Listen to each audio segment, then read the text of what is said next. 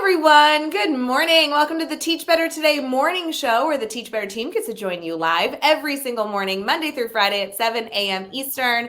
I am so excited for Megan to be here with us. We have a ton in store. I'm currently doing the chai tea latte again. I don't know what everyone else is drinking, but go grab your hot beverage. If you're on spring break, let us know. Or if maybe you're back in the classroom enjoying a week back, we'd love to hear from you. We'll be right back.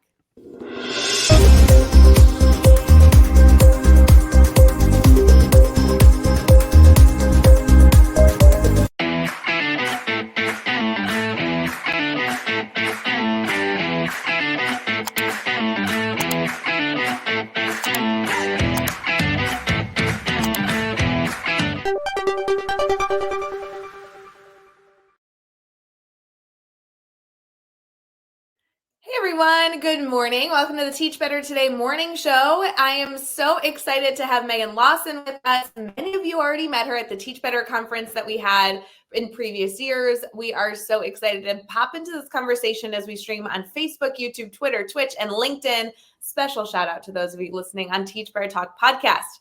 Megan, how are you feeling this morning? Great. How are you doing? Good. I'm so excited to talk to you. I was like super stoked when I saw you on the calendar because I love following you on social media. And I know you've been a part of the Teach Better community for a while now. So this will be a really fun conversation. I'm so looking forward to this. I remember meeting you at the Teach Better conference last fall, and I know you were busy coordinating all the things. I remember thinking like, okay, be cool because you're somebody that I've always wanted to meet. So You're so funny. I vividly remember meeting you because I remember embarrassing myself the moment I met you. There's a few people in my life that, I prepare to meet and then I bomb it. And I tell the story very, very often about how when I met Joshua Stamper, I really embarrassed myself and I apologize still to this day. I kind of felt the same way with you because you walked in. I just so happened to be at the registration counter, which was not like a place that I was very often at the conference. And I just feel like I jumped all over you. I was like, oh my God, you look just like your picture. I loved it. I felt like it was the perfect reading. I felt very seen and the feeling is so mutual. So it was fun. Oh my God, it's so funny. I want to give a shout out any of you friends who have built a professional learning network online and then you meet people in person for the first time. It's really, really exciting, but there's always those unknowns, right? Like, of course, people look like their pictures, so to speak, but like, you don't know how tall they are. You don't know how they are, interacting in real life. And you are the exact same person in real life and on social media. You're positive, you're bubbly. I hate to classify it this way, but you're colorful. You're always smiling. I love it. It's so fun. Oh, that's so nice to hear. I met a lot of people at the conference that I've enjoyed online. Like that was the first day I met Livia Chan in person. She gives the world's best hugs. That's something that you wouldn't be able to learn about somebody online, but you experience if you get to meet her. And Neil Gupta too. And I also kind of geeked out about meeting Neil. Yes. Both Neil and Livia. Like I just was sort of almost awkward, right? Because you're just so excited to meet somebody that you admire and have learned so much from. So anyway, I'm just thrilled anytime I get my little moment with you. So thanks for having me today. It's so fun. Well, and as you meet somebody in real life, it's a little awkward because you're like, well, we really haven't met. Like this is the first time. But on the flip side, you know so much about them that you feel like you can't just go back to talking about the basics. Like many of those people you just listed, shout out to Olivia Chan, an amazing educator, former member of the Teach Better team, and just all around amazing, perfect, loving human. And Dr. Neil Gupta, who's a part of our speakers network, just the most amazing administrator of all time, currently in a superintendent role in Ohio. It's just like, you just want to, give them a big hug and pretend like you're best friends. But it's like that weird, are you good with us pretending like we've known each other for 20 years? I mean, honestly, I kind of feel like when I see students from my time when I was an elementary principal, and even if they're middle schoolers or high schoolers now, they do the same thing that they would do in elementary school, where they would run up to you. I'm sure a lot of people can relate to this, and then they stand there, and then they wait for you to decide what the two of you are going to talk about because they're just so excited that you get to see each other. That's how I felt when I saw Neil. I was like, and then I just stood there. I love it. I love it. Well, friends, I'm very excited that you get to see Megan again. Megan, I know that you're a very familiar face, and I hope everybody listening already follows the work that you're doing. But in case we have some new members to our community that haven't yet connected to you, do you mind sharing a little bit about who you are, what you do in education, kind of all that jazz? Absolutely. And I would love to connect with people too. I am currently a director of secondary teaching and learning in a school district, actually the 25th largest school district in the state of Ohio. Uh, I've held many different roles and enjoyed every one of them and learned lots of things from every step along the way. I was a teacher for 8 years. I taught English at the middle school level and the high school level. I've been an assistant principal at a middle school. I've been an elementary principal. I've been a consultant, and I've held some district office positions like the one I have now. But I would say that the thing that I'm most proud of across any role is just being in the work with people with my sleeves rolled up, and just ready to help out and be in it. In it together is really my vibe, and I'm proud of that. So.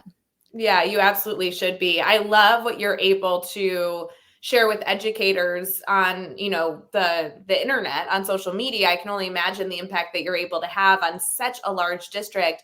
I have to ask, is it intimidating to be in a large district? I think I've worked in large districts. I've worked for small districts, and then obviously with the Teach Better team, we work with everyone, anyone who wants love and support. We're there, and there is a different world working with a big district. It's kind of like its own ecosystem to navigate. That's so true. I've worked in larger and smaller districts, and I would say the thing that's nice usually about a larger district is the district recognizes the need for systems, and so that sort of systems and supports that are in place, and so sometimes you don't have to wear as many hats that put you deep in the weeds in Okay. every single role, which is kind of nice, Yes. because your whole team is working together, building systems and things that help make the work go. But there's a lot of people that you can enjoy and support, but there's a lot of people, and so it's hard to know everybody's name, and that's really important to me. So I would say that that's something that can be a challenge, which is why being around is something that is critical, I feel, to being successful in my work and with my style. I'm much more inclined to put my Nikes on and walk the building every week and say hi to anybody who I can see. And just so much of the work I feel like happens in like little stop and chats and little moments with people, which I prefer over lots of emails coming in every day. That is, I feel, something that is missing often with district office positions. I think often it's behind the computer, and I think if more people could get out from behind their computer and into the schools to see the work that's happening every day, it's easy to tell yourself stories, right, about what's happening in a classroom or what's happening in a school, and it's easy for schools to tell themselves stories about what's happening in district office. And when we move ourselves closer to each other, we get a clearer picture, and then we understand truly how to support each other and move the work forward. Yeah, I want to give a little challenge to everyone in our community to maybe put themselves in a position to see that other side as often as possible. Maybe this week you're even able to, whether it be inviting someone from the district office into your classroom, sending an email, introducing yourself, walking in the district office and just introducing yourself. I mean, geez, think of it this way. District office, they're sitting in a boring office all day. They want visitors. They want people to come in and say hi. And on the flip side, if you're in the district office, can you challenge yourself this week to get into a school? And if you don't know what that looks like, maybe you email, the principal and say, hey, I would love a tour of your building. Can you walk me around? Can you identify a teacher or two? I can pop in and just say hi. I mean, I think that it's so good to have that collaboration between the what seemingly seems as two different systems sometimes. I think you've said it so perfectly, and I honestly think that not doing so is almost to the level of educational malpractice. I think a lot of us get frustrated when people make decisions in public education, as an example, right? Because they don't understand what's happening in schools, or they don't understand what's happening in classrooms. And the only way you really know is to be together, and to be around, and to help out. And so, anyway, I could go on and on about that, but I think that's kind of the overall. Well, I'm excited to dig more into what you're passionate about. I know that you have so many things you're passionate about, but I do want to give a little shout out, Megan. I love that you said throw on your Nikes and walk the school because there's a lot of reasons to be connected to you. And I'm going to continue to encourage our network to connect with you. So many good takeaways, education related. On the flip side, though, I'll be honest, I really like following you because I love seeing your outfits. You are the perfect girl to follow for me. Like, professional, you're like so pretty, you know this, and you like are so good at the business casual vibe where you're like teacher, you look good, but then you have like the cool shoes on, and I'm like, I need to learn Megan's style. It's so good. So if any of you are looking for like your next teacher outfit, Megan's the follow. I take that as the highest compliment. I think you're such a fashionista, so I take that as the highest compliment coming from you. I have quite an issue with shoes. I like my money where I can see it hanging in my closet. It's a real problem. So, yes, if you would like to follow me just to see what Nikes I have on any given day or my outfit, I would love to swap outfit ideas with fellow Yeah. people on Instagram. I will totally embarrass myself that I have Nikes because I've seen Megan rock them so well and make them like professionally appropriate that I'm like, I'm going to figure this out. I'm buying Nikes. So I went like teach better green, like trying to get some like, cause that's a work thing, right? Like picking the Yeah. school color. I'm like, okay, I could rock cool shoes, and I have a few cool shoes, but I need to up my sneaker game. So I appreciate that you have made that work. We won't mention the heels and all that stuff. That's always fun. But I think I might have the same illness that you do where I like to see my money hanging in my closet. I I like know. that. I like that. Friends, we are going to dive into Megan's work a little bit more focused on education throughout this conversation. So stick with us. Also, feel free to add in the comments any questions you have. If you're a sneakerhead, we also would love that too. So we'll be right back.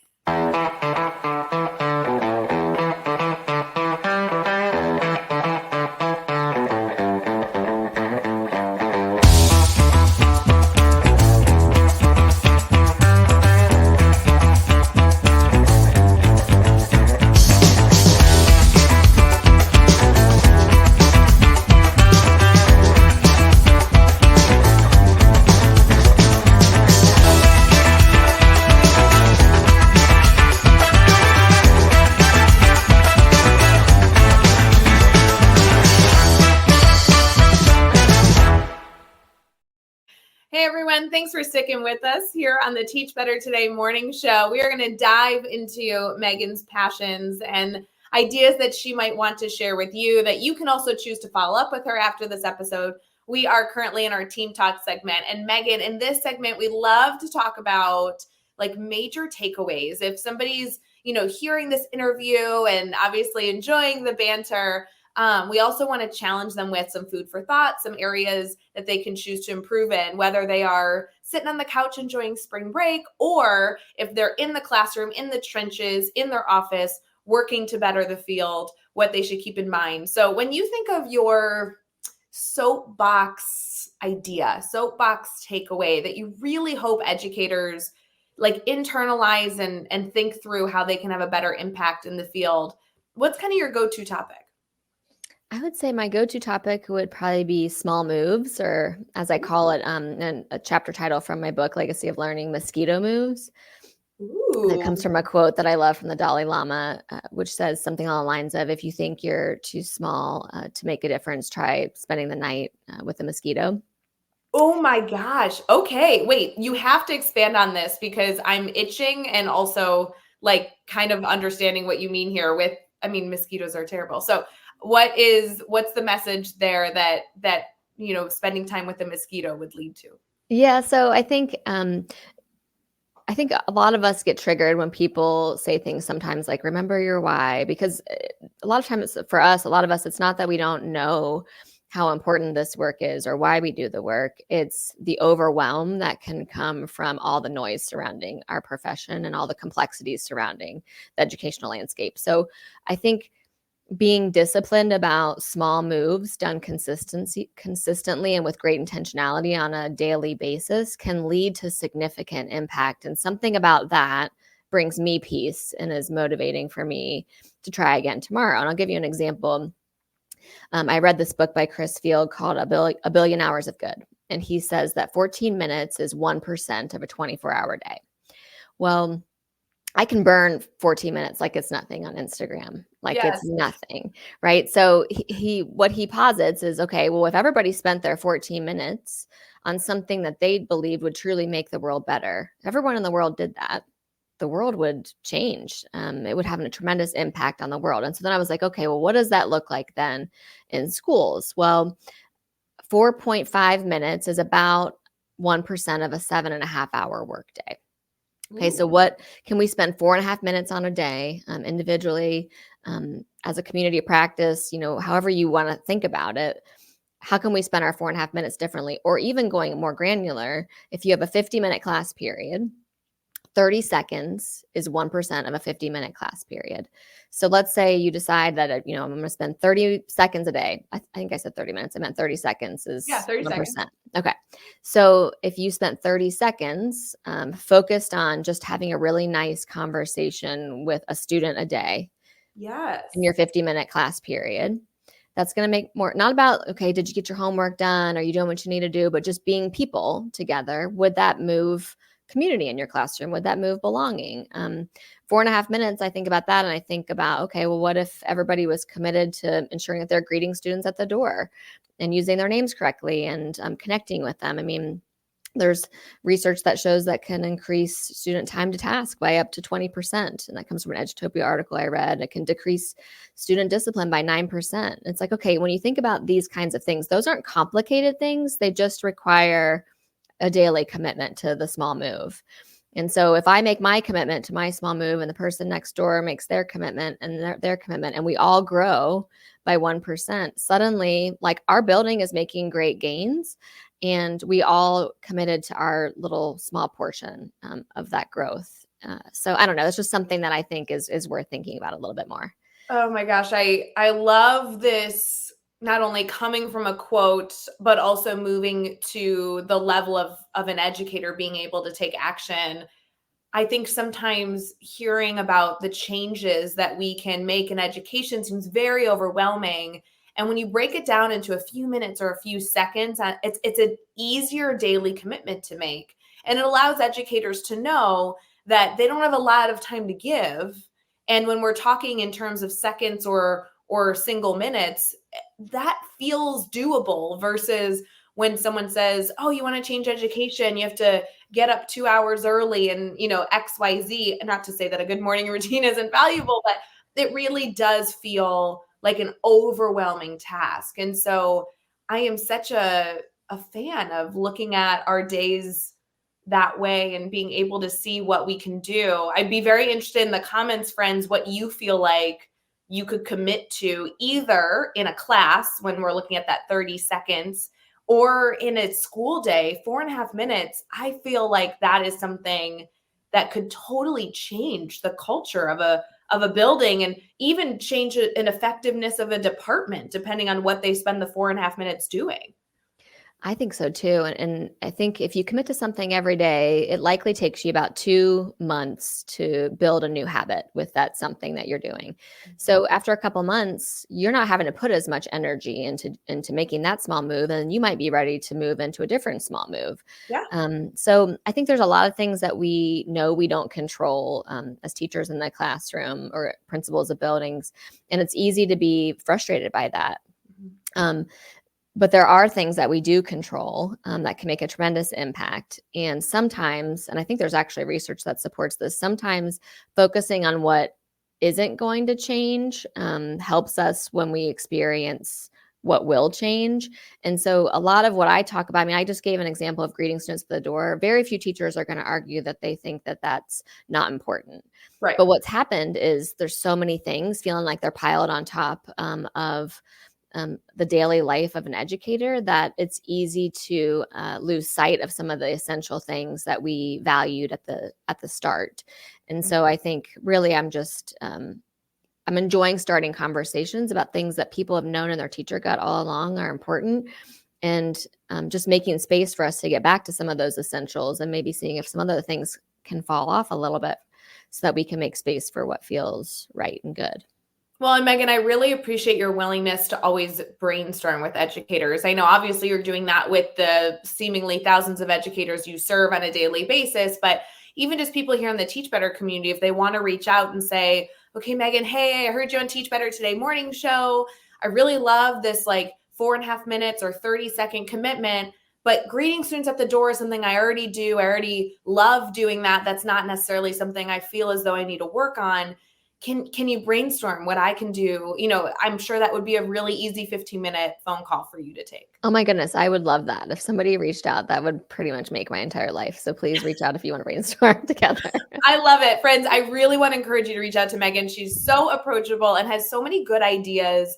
And you know me, I'm always an advocate for getting outside of your bubble to brainstorm. It's really wonderful to brainstorm with the people you see on a daily basis, but there is so much value just getting a little bit of insight from somebody who doesn't experience the same day-to-day that you do. So Megan, do you mind sharing how people can stay connected to you? Yes. So you can find me on X or Twitter at Megan_Lawson. My first name has an H in it, Meghan. You can find me on Instagram, Megan Lawson blog. You can also find me on my website, meganlawson.com, and that's where you can get access to my email address. If you want to send me an email or check out some of my blog posts, I blog once a week. But I would love to stay in touch with people who might be listening today. Yeah, so many good ideas here. Megan, thank you so much for coming on the show. I think this is going to be such a valuable takeaway that all of us feel as though we can commit a small moment in time to enhancing our field long-term and enhancing our own lives long-term. And I really appreciate the tangible insight that you were able to share today. Oh, this has been such a treat. Thank you so much for having me. So fun. For everyone else, we hope you have an amazing rest of your day. Please let us know what you choose to do with these little moments. I'm so excited to listen back to this episode after the fact and kind of reflect more on the mosquito quote that you shared, because I'm like, oh my God, that is the perfect narrative, in my opinion, of how to talk about how small moments can make a huge impact. So many good things here. Friends, I hope you let us know what you thought of the episodes. And if you have any time, we would love to hear your feedback with either a direct message or a rating. We'll see everyone next time on Teach Better Today. Bye, guys. Hey, Teach Better community. Thank you so much for joining the Teach Better Today morning show every single weekday at 7 a.m. Eastern. We have so many resources for you outside of this live stream at teachbetter.com, including blogs, podcasts, and professional development that will bring our team to your school. Wherever you are listening from this morning, please make sure you are sharing and celebrating the incredible educators in this world. And hey, if you are listening over on a podcast to Teach Better Talk, we would love a 5-star review. The comments are always so entertaining. We'll see you tomorrow.